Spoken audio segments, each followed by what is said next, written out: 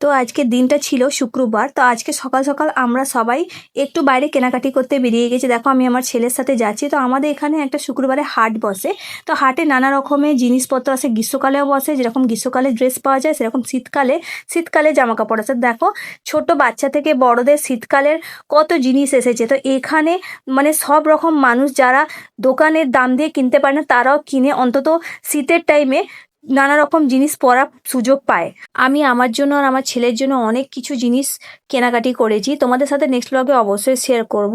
তো এরকম না কি এখানে কোয়ালিটির কম্প্রোমাইজ হয়, এখানে বরঞ্চ ভালো কোয়ালিটি কম দামে পাওয়া যায়। আর সব থেকে বড় কথা হচ্ছে এখানে এত ভ্যারাইটি পাওয়া যায় কি তোমার চোখের সামনে যেটা ভালো লাগে সেটা কিনে নিতে পারো, যেটা দোকানে সবসময় সম্ভব হয় না। তো কেনাকাটি করতে কার ভালো লাগে না, মেয়েদের তো বিশেষ করে খুবই ভালো লাগে। তো তোমরা আমাকে কমেন্টে অবশ্যই জানাবে তোমাদের ওখানে কত রকমের হাট বসে আর তোমরা এই হাটে জিনিস কেনাকাটি করতে পছন্দ করো কিনা। নেক্সট ব্লগে আবার দেখা হবে। Till then bye by.